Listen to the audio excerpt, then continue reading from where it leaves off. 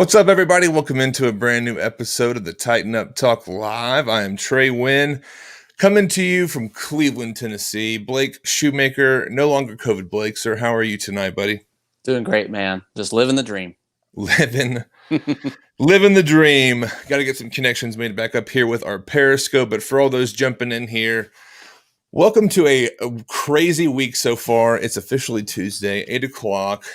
Blake, what the hell happened on Sunday, man? I'm still kind of fading in and out of reality, as though did that really happen? Not to understate how good a team the Packers are, but wow. I mean, we knew going in that the defense was going to struggle, and it is late December at Lambeau, and it was just the stereotypical cold game, frozen field, snow all over the place. And we expected the defense to let us down, but we didn't expect the offense to stumble quite as much as we did. For sure. It seems that the games that the Titans have lost, it has one thing in common: slow starts. You only score a handful of points in the first half, and you get so far behind that you try to make that comeback. And, they scored to end the first half, scored to begin the second half, and, just mistakes here and there. But yeah, where to begin? No, that is something I want to get into. Obviously, there's plenty to discuss with coaching, play calling, obviously performance. Defense has been, it seems at times the defense might be getting worse, just to try to compete with itself, because the days of Jonathan Joseph are obviously gone. I hope our connections, are you hearing me okay? Everybody coming through? All right. Loud and clear. Cool, good deal. Obviously, I'm going to try and figure out our Periscope here in a second, but obviously, I see our crowds jumping in here. Comment along with us, and if you would do us such a favor on this Tuesday night, we're going to be talking some Tennessee Titans. So shoot a text to your group chats. Obviously, share on Facebook or Periscope, or even if you're on YouTube and Twitch. Like I said, we'll get the Periscope rolling back up here for all those. Periscope's been weird since the whole Twitter live deal, but we'll get into that at a different time. But obviously, Sunday, late start, obviously on the road, obviously the conditions with the snow. I don't want to downplay one thing or overhype any other aspect of this game, but it all went to hell. It all went very bad very quickly.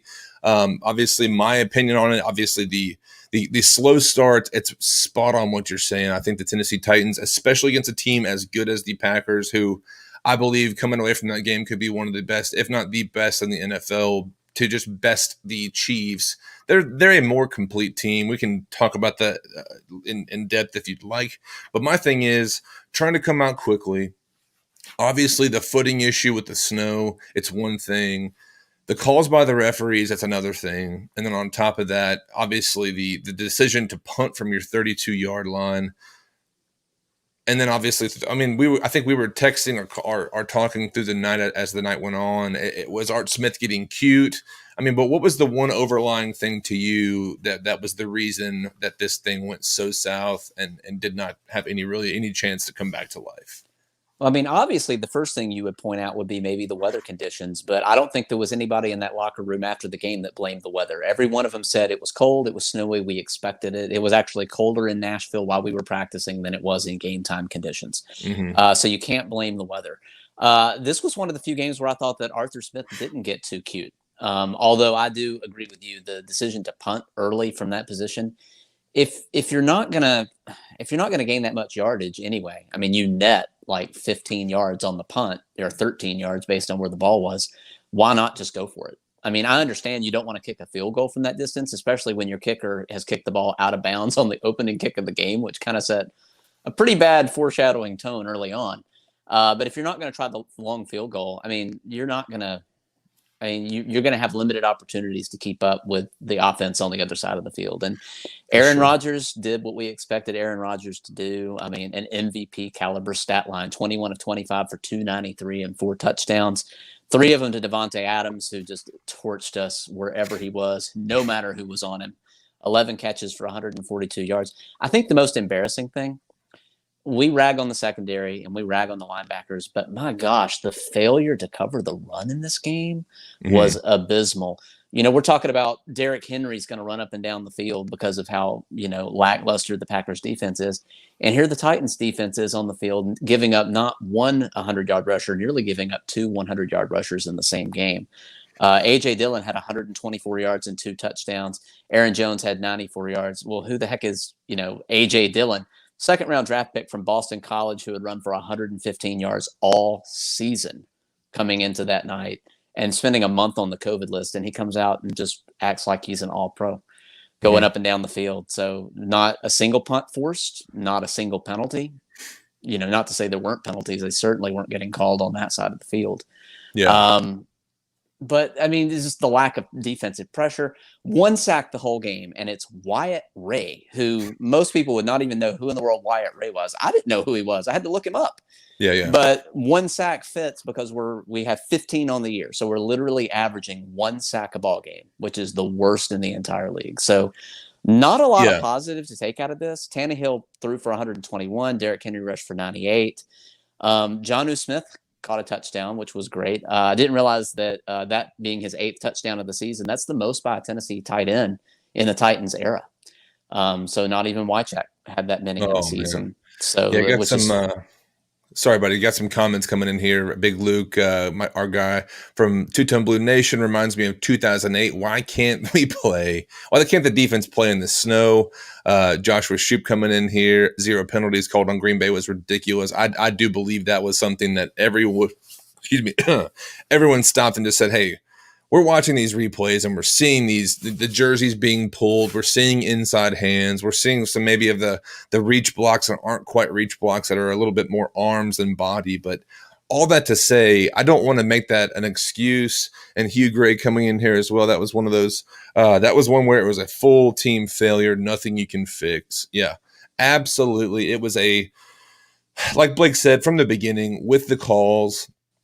Even for Derrick Henry, and like you mentioned, Aaron Jones, just basically Derrick Henry, the Titans, in my opinion. And it was hard to watch because it's like, man, this is what every other team has felt as we've been cheering on the king, And it was one of those things. Like, I know for Tannehill and the way that the offense is working, that's something even just when you play Madden, obviously, if you're familiar with any type of play action and how that, relies off of Derrick Henry's run. It's just so, it's not a crazy complex offense, but obviously there's a rhythm that we have to establish and get into a pace. And for Derrick Henry, the talk of the town for Trey Wynn this week was obviously the idea of resting Derrick Henry, because we talked about it on previous episodes prior to the holiday. Now it's obviously a pressure situation to get against the Texans on Sunday and get a win. That's operation. It doesn't matter. Postseason, it's all off of the radar right now. It's about Sunday, and it's about one thing, and it's going to Houston, Texas, and coming back with a win. And obviously, I thought it was telling how people responded as far as, having to have Derrick Henry. You want the win. It's a surefire thing. But, man, and maybe it's my Darrington Evans hype, but I want to see the guy come in and obviously take some of those touches away from Derrick Henry for the sake of preserving him for the postseason. And again, if you're watching this, if you disagree, it's okay. You can tell us in the comments. Chat along with us. We'll definitely give you a shout out and play along in the conversation and have a voice in the conversation as well. But Blake, as far as, the pass rush, I think the conversation now, obviously, most folks are probably thinking more so today. We are probably not a team, and just to kind of transition to our middle topic here, can the Titans actually win a Super Bowl? I don't want to get too much into that topic and officially move into it, but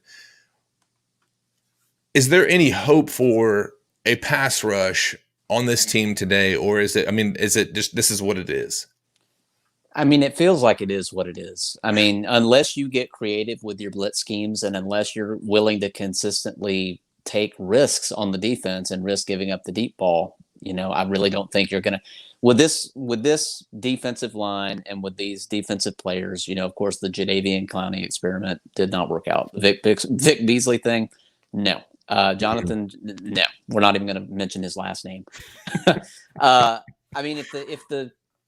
It all starts with the pressure from the defensive line. And if you're going to give a quarterback all day to sit back in the pocket, of course your secondary is going to look terrible because they can't hold coverage for that long. Even the best of the best couldn't hold with the defensive line not able to give that kind of pressure. Yeah.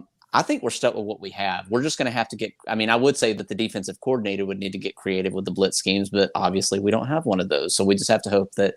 And the thing, soapbox moment here. Here we go. We need to bring back the grind my gears segment.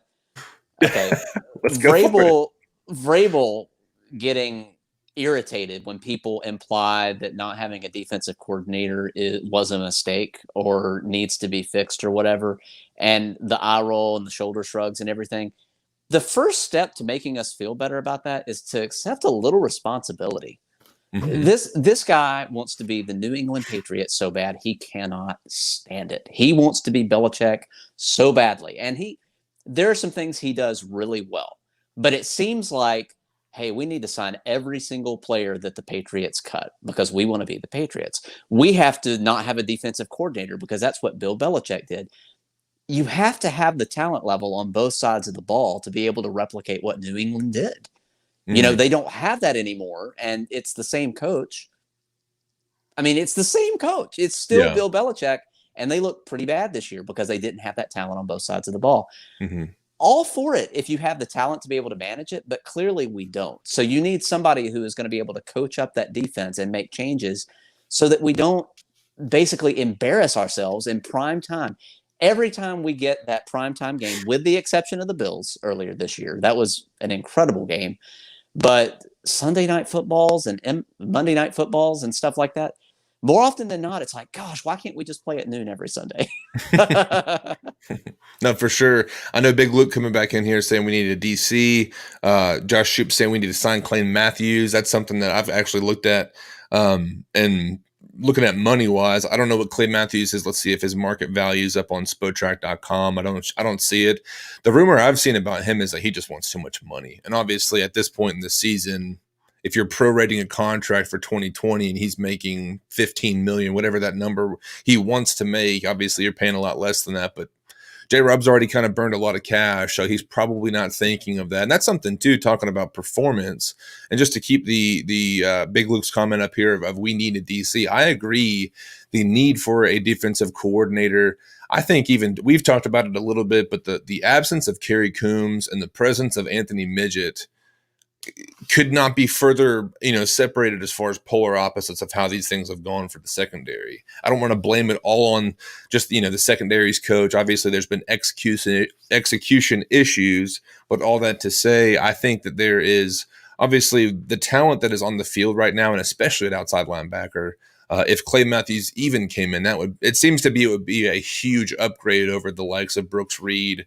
Obviously, other players that, like you mentioned, Wyatt Ray, didn't know who that was, but and this is kind of 2021 talk and beyond. Let's get to Gavin Jones. Long time no see, my friend Gavin Jones. I wanted to take these questions, and there's one more here. Oh, let's take Drew's, and I'm going to get to Gavin's here in just a second. Move Big Jeff around more. My thing is typically you want to have Jeff in that, inside of a 3 technique. If it's on the inside shoulder of the center, wherever that is, and him and Daquan Jones can rotate back and forth. The thing for defense or for offensive line coaches now for the Titans, as you scheme against the Titans defense, it's double team Big Jeff, and you're one-on-one with the left tackle on the tackles on the outside linebackers, and then whoever is the opposite defensive tackle. It's basically taken care of, right? Like that's one thing that I think they're a little bit pigeonholed because of how much they lack the help of the Jadeveon Clowneys and what was supposed to be with the Vic Beasleys. I don't know if you agree with that, Blake, but it's just something that I think Big Jeff's probably more worn down than he was, obviously this time last year he came back off of the bench in week 10, but that was just something that he's getting his, he's not playing bad. I'm just saying the double teams wear a man down. So all that to say, I agree go with ahead. that. I mean, he's going to draw 2. For good reason. He's going to draw 2. But the problem is there's not a complementary piece at this point to take advantage of having that double team on Jeff. Mm-hmm. They're going to put 2 on him no matter where he goes. So unless you can find somebody who will step up or add somebody through the draft or add somebody through free agency, but at this point, I don't know that moving Big Jeff around would make a difference. And like you said, it seemed like Jeff was able to play looser and faster a little earlier in the season, even when, Clowney still wasn't getting the stats or getting the sacks. At least it opened things up more for Jeff. And I think he's a little bit more as the season has gone on. Yeah, I want to throw up Big Luke's comment here. Appreciate the interaction from everybody. Dean Pease could scheme around our deficiencies. I agree 100% that his impact. I think Vrabel spread himself too thin. I've made that comparison for a while.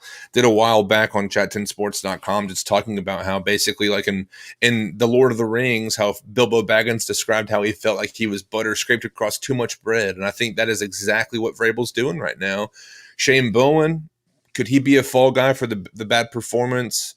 Could Anthony Midget? I think someone has to be terminated because we've seen what John Robinson will do if your OCs or position coaches aren't performing.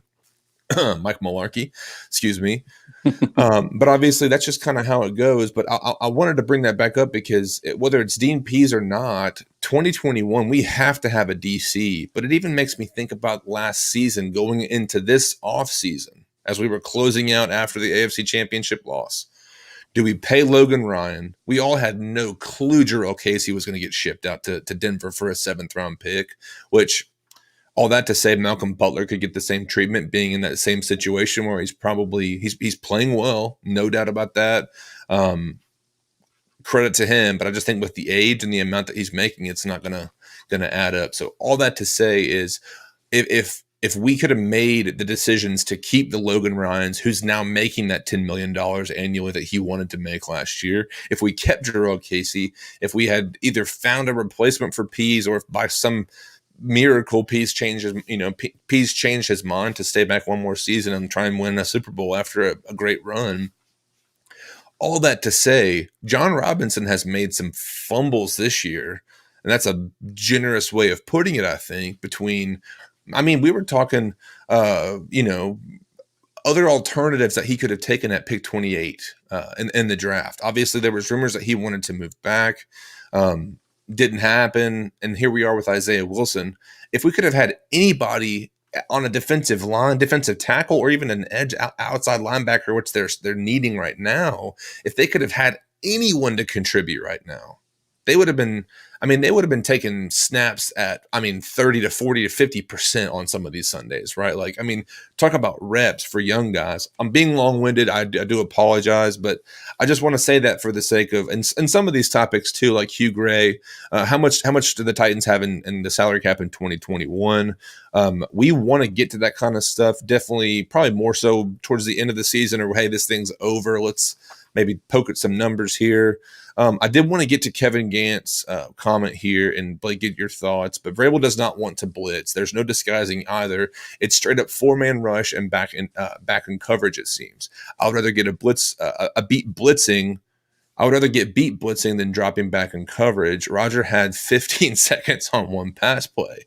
It was atrocious. But what can they do? Do you think, Blake? Obviously we're not trying to get into a bunch of X's and O's, but can they do anything else besides what they're already doing? Are they too overextended, or do you think there's actually something they can do to offset the issues? I would agree with that assessment. I don't know why Vrabel is so averse to blitzing more than we do.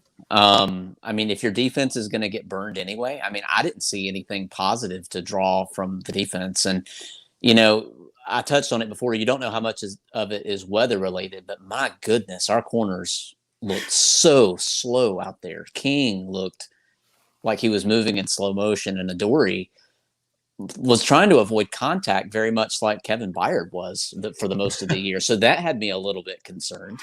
So you wonder how much of it is weather and trying to avoid injury in conditions like that, and how much of it is, what we're seeing.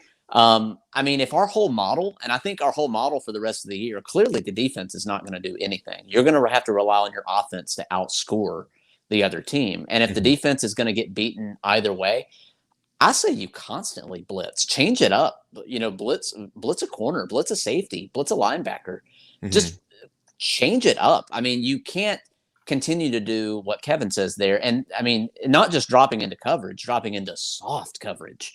And I could hit pass routes against this defense with the slants. Because they're not within 10 yards of them at the snap of the ball. Yeah.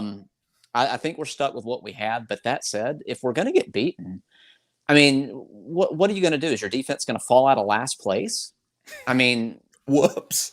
We just happened to slip into a worse situation. No, I agree completely. I think for the sake of, I wanted to give, someone had asked about Desmond King. Yeah, Gavin Jones. That was one that we lined up, and then Big Luke brought it back up here, using him like they used Logan Ryan. But that was just something to me. Obviously, Aaron Rodgers in the snow at Lambeau, like, you got to take that slice of it into, into part of it. Now, this defense has not been terrible. There was a stat I did want to share with everybody.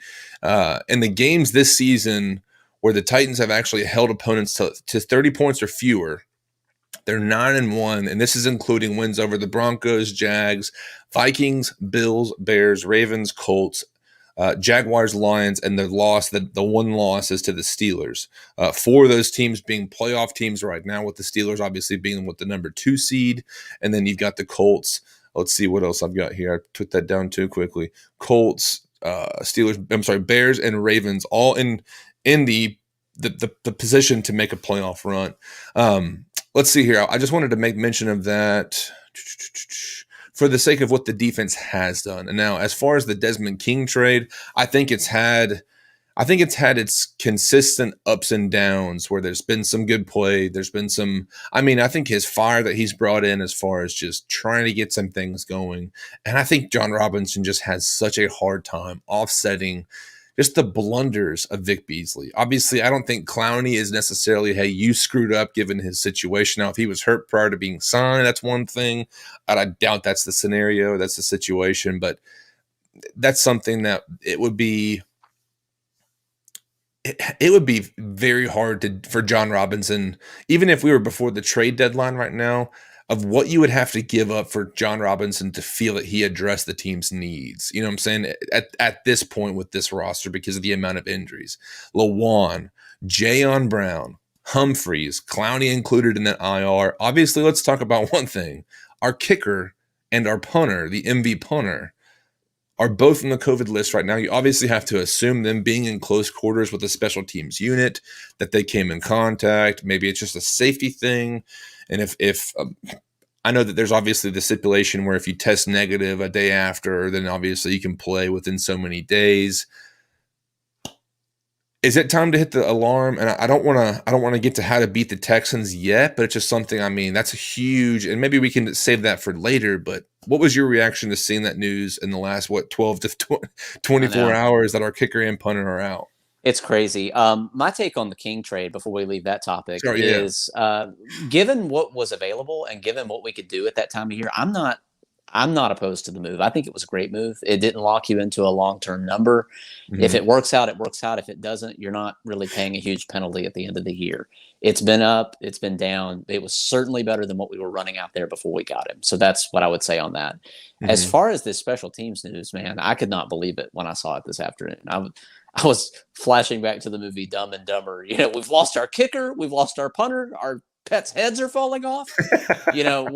What else could possibly happen? Because Gostkowski has gotten better as the year's gone on. He hasn't missed a kick, I think, since November the 1st. So he had a terrible first half of the season, but the second half he's gotten better. Mm-hmm. So goodness knows who we're going to try it out there now. And then Brett Kern, finally get Brett Kern back, and now we've lost him again. Although it's still unclear as to whether either of these have tested positive or if it's more of an exposure situation. So we're just going to have to kind of wait and see on that. But definitely not what you want going into the last game of the year. But at least if you have a kicker, if you're playing at NRG Stadium, it's an indoor dome setting. So yeah. Silver lining. Yeah, that is, especially coming off of a, not a blizzard game or a snow bowl or anything like that, or an ice bowl. The Titans were not prepared for snow. And I think in the situation, hypothetically, and if things play right, I think the question that we posed a while back, give us Big Luke coming in here. If we can avoid the Chiefs, there's a chance that they can actually make the championship or the Super Bowl, right? If we're talking, if the stars align, but obviously the loss of Brett Kern, I think he's probably we're going to feel his loss more than Gostkowski. I think Gostkowski has been, just obviously the drop off from Kern to who what is it, Slowman? I think it's the kicker now, and then is it Daniel Trevor Daniel from the Vols. I don't even know who we have on the roster right now behind those Well, the two good guys. news is the Christmas rush is over, so there's plenty of FedEx drivers available to. Exactly. We can always give those guys a shot. Shout out to our guy Travell. Yeah, I'm well. Let's see here. It's going to be praying they play Sunday. Play Sunday. I hope they play well Sunday. Honestly, it's something like you mentioned. I wanted to get back to this comment that you made. Them playing in a dome on Sunday. I think the contrast of what we're going to see is going to be ridiculous for the Titans to get back on track. I'm not necessarily sweating the Titans. I know a comment earlier was made that it's the Texans. Deshaun's playing. I think Deshaun's probably going to be playing at about 70 to 80%. If we're being honest, that arm, the injury to his arm that took him out of the game, I think it was later, or had him out of the game for a little bit, didn't look too good. And even if he's at 100% or 70 to 80%, Laramie Tunsil being out, that's a huge loss, especially, I mean, again, the drop off there could be minimal, but it's one of those things that are you concerned by the Texans this Sunday? So divisional games always worry me, just as a rule. But looking at our playoff scenarios going into this week, of course, playoff chances dropped after the loss to the Packers. Playoff chances are currently standing at 92%, with the divisional chance of winning the AFC South at 84%. So we're in a great position, better position than we've been in most years. Crazy that with all the losses to injury we have, crazy that this would be the year that we got past 9 wins. Wouldn't have bet that for anything early in the season. Looking at the scenarios, because we've gotten a lot of questions about, well, what do they have to do? Well, if they don't win, well, I don't like to think about if we don't win. Mm-hmm. If you win the AFC South, but if you don't, you're counting on losses. If the Ravens lose to the Bengals, if the Colts lose to the Jaguars, neither of which would be likely to happen, or the Dolphins losing to the Bills, which normally wouldn't be a concern, but we've gotten word that the Bills are going to be resting players, including their starting quarterback, more than likely. So that's not going to help us. Definitely got to take care of your own business. Now, to the matter at hand with the Texans. Am I concerned? Not overly. I am nervous simply because of it being a divisional matchup. Really nervous more than anything, just because, Deshaun's arm may have some problems, but those legs are working just fine. Mm-hmm. And if we can't generate pressure on him, he will take off. And quarterbacks that can scramble, not exactly what we're built to defend. Third down defense, still awful, awful, awful. Giving up 52.5% on the season. But if we're going to attack them in any area, I think you've got to attack them in the ground game. They're giving up 151 yards a game on the ground. Mm-hmm. Whether that's Derrick Henry or whether that's somebody else, I think that people are going to get their yards on the ground.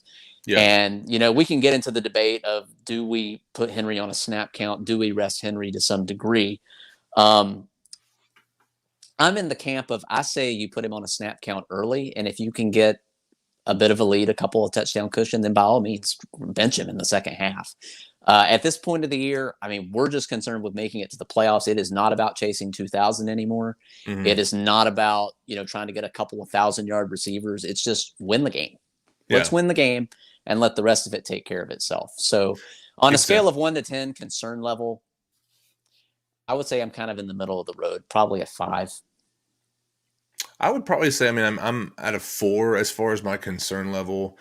And that's probably, if Deshaun is able to get his game going, because I agree. I'm not saying, an injured Deshaun. There's probably been times that Deshaun's played injured and still whipped our ass, and we had no idea he was hurt.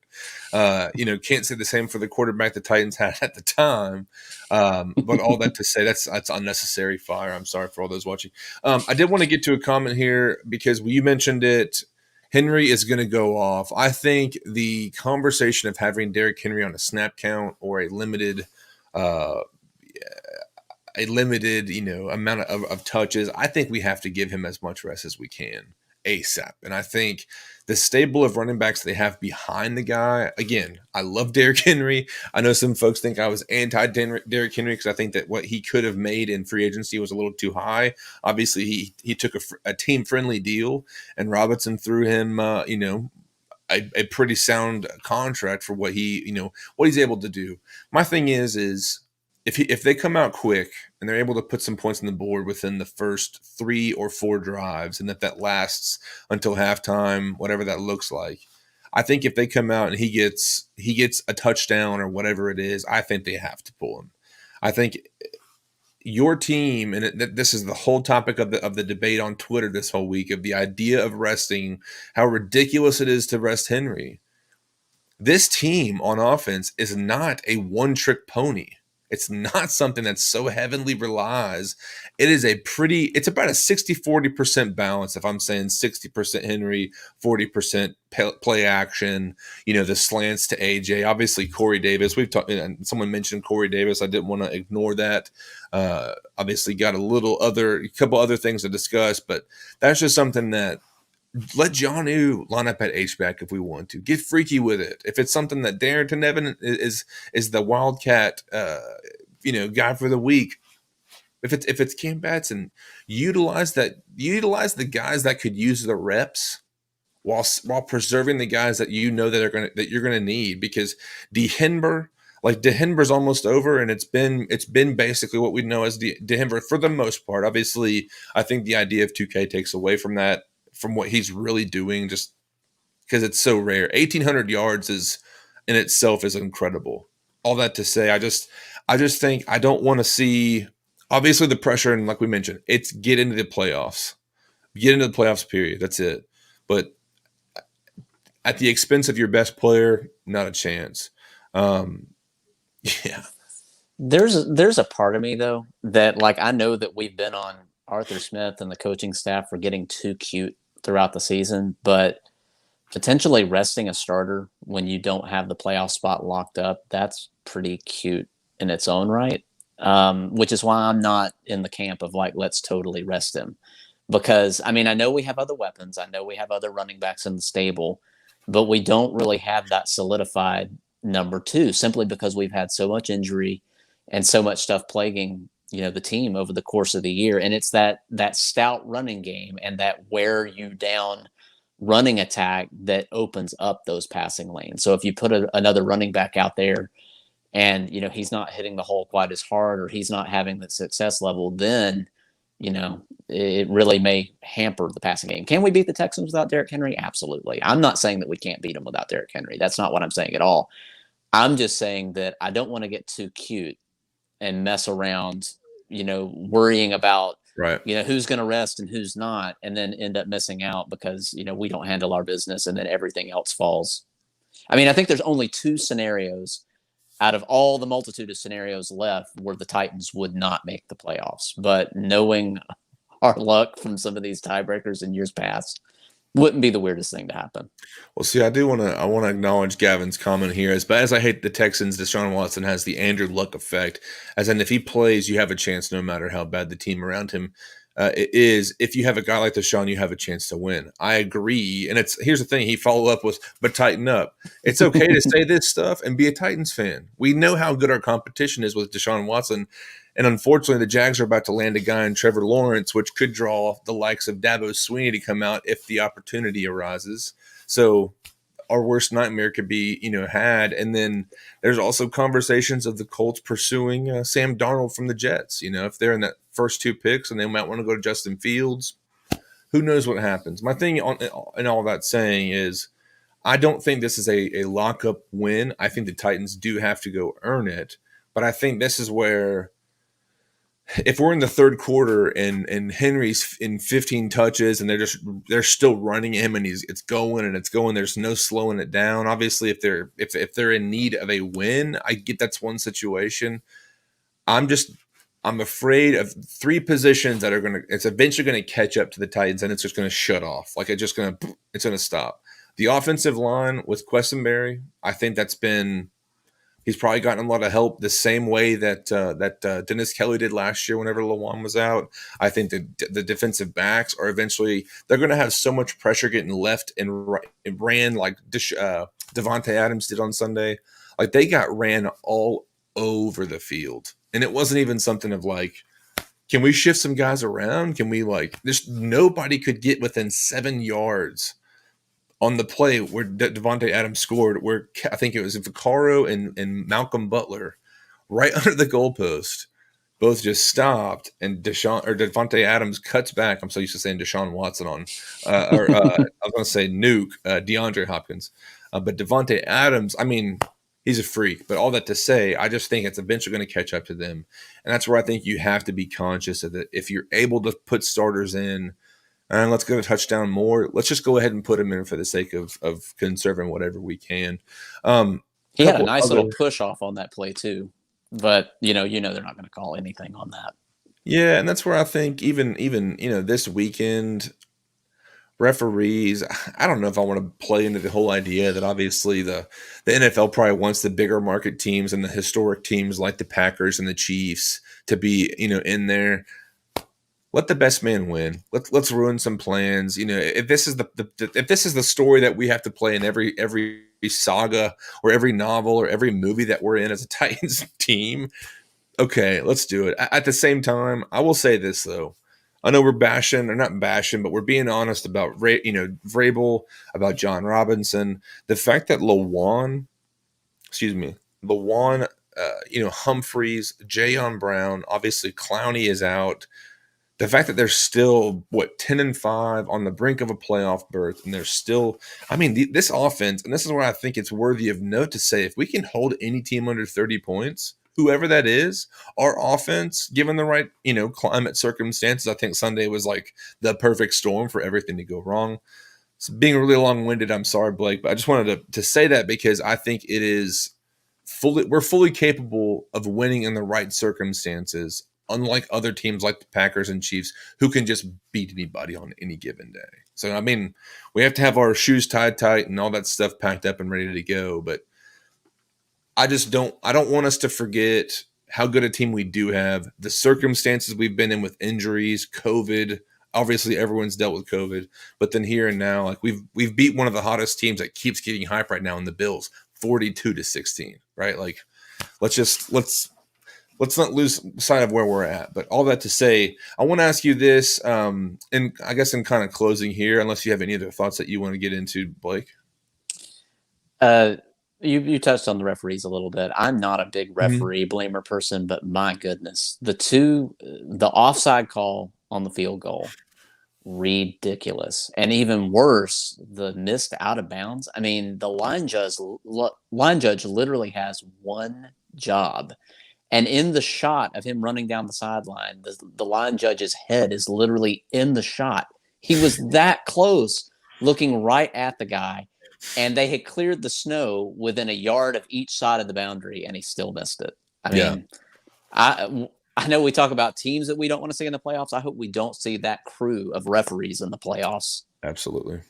And that was something too. I mean, even Bears fans, Vikings fans are saying, "Oh, you got to see how we have it up here in the NFC North of all these BS calls left and right." And I mean, it's unfortunate because I know, like in college football, SEC has their crew might have one opinion how they call games, and Big Ten, so on and so forth. But it's like we're talking about the NFL. Yep. I mean, now, if it was to happen where these referees were getting paid, it's going to happen in 2020, right? Like it's got to happen in these 12 months. But now I want to say, hey, shout out to these guys for jumping in. Big Luke, appreciate you jumping in. Also, I wanted to let's see here, Hugh Gray, good show, got to go. Appreciate you guys jumping in. Obviously, I'm just trying to think of how I legitimately feel, and I'm just trying to chew on the Texans, what they've done.